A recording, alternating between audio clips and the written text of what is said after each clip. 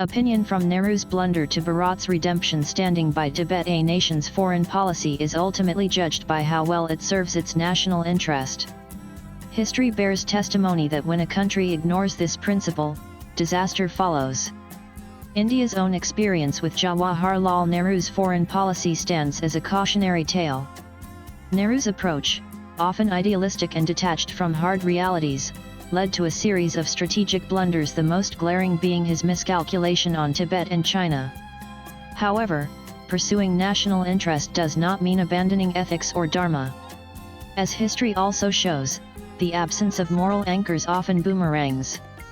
The amoral opportunism of U.S. foreign policy in the 1970s and 1980s, whether it was opening the doors to communist China that eventually facilitated China's rise or fueling fundamentalism in Afghanistan to counter the Soviet Union that ended in the horrors of 9/11, offers sobering lessons. For Bharat, a civilizational state steeped in dharmic consciousness, foreign policy has always been more than transactional. The Bharatiya outlook traditionally views the world not through the narrow prism of power blocks but through the wider lens of dharma. Nehru's concept of non-alignment stemmed from this civilizational discomfort with power-centric alliances. Unfortunately, while he refused to align with any bloc, he also failed to align with all. A more authentic Bharatiya approach that balances relationships based on dharmic considerations. Bharatiya statecraft has never been naive about the ways of the world. The Mahabharata makes it abundantly clear when it quotes Bhishma as exhorting Yudhishthira, if the one who is fighting under deceit, one must fight back using deceit. This understanding should guide a traditionally dharmic state like Bharat in dealing with adharmic states such as Pakistan and Communist China. There's a need to differentiate Communist China from civilizational China, which was much closer to Bharat in ideas and outlook. Instead, Nehru chose to blind himself to China's expansionist ambitions. His most tragic misstep came when he deliberately looked the other way when Mao's troops invaded Tibet in 1950. The Chinese invasion of Tibet was not just a cataclysmic event for the Tibetans but also a major geostrategic setback for Bharat. While Sardar Vallabhbhai Patel's opposition to Nehru's Tibet policy is well documented, especially his letter to the then Prime Minister in December 1950, where he exhorted him to be more watchful of China's imperialistic tendencies, Rajendra Prasad too wrote a letter on November 18, 1962, to Sri Prakasa, highlighting the moral failings of the Nehruvian foreign policy.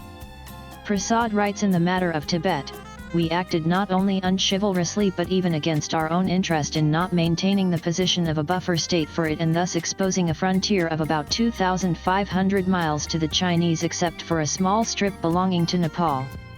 I have very strong feelings about it.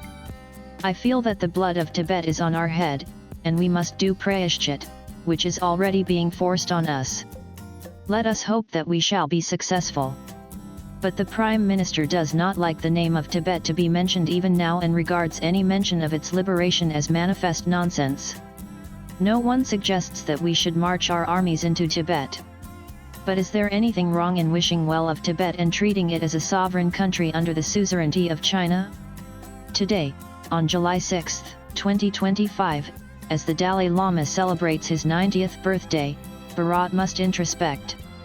Its prayashchit penance for Nehru's Himalayan blunder is not over.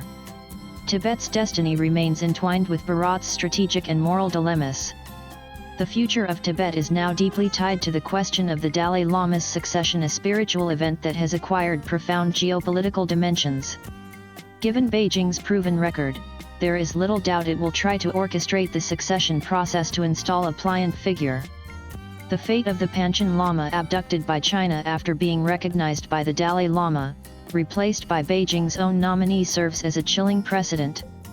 In 1995, when the 14th Dalai Lama identified 6-year-old Gedhun Choi Kai Numa as the reincarnation of the 10th Panchen Lama, the second highest spiritual leader in Tibetan Buddhism, the Chinese government responded by abducting the boy and installing its own candidate. Thus, there now exist 2 Panchen Lamas, one legitimate, yet disappeared the other, a puppet. The Panchen Lama is traditionally entrusted with the role of helping to identify the next Dalai Lama. By securing this position under its control, Beijing laid the groundwork to someday influence the selection of the Dalai Lama himself. With the Dalai Lama turning 90, the stakes could not be higher. A manipulated succession would permanently compromise the Tibetan movement and also hurt Bharat's strategic interest. Therefore, it is imperative for the 14th Dalai Lama to secure his succession while alive, perhaps even innovating within Tibetan tradition by revealing or training his reincarnation in his lifetime. He has already suggested that the next Dalai Lama could be found outside Tibet, possibly even in India, where he has lived for over 6 decades. Such a move would not only preserve the sanctity of Tibetan Buddhism but would also deny Beijing the leverage it desperately craves. Moreover, it would allow the Dalai Lama to personally mentor his successor, safeguarding doctrinal integrity. Bharat must stand ready to support this process not just out of dharmic solidarity with Tibetans, but also because it aligns squarely with its national interest. A free and spiritually vibrant Tibet acts as a moral and strategic bulwark against Chinese expansionism. Supporting Tibetans in securing an untainted succession of the Dalai Lama is, therefore, both Bharat's moral duty as well as its strategic imperative. Swipe left for next video. The succession of the Dalai Lama is far more than a religious ritual. It is a powerful assertion of Tibetan agency against Chinese imperial overreach. For Bharat, this is an opportunity to atone for past errors and to act in a way that is both dharmic and strategically astute. This, truly, would be Bharat's ultimate prayashchit. Views expressed in the above piece are personal and solely those of the author. They do not necessarily reflect NEWS18's views. Latest blogs.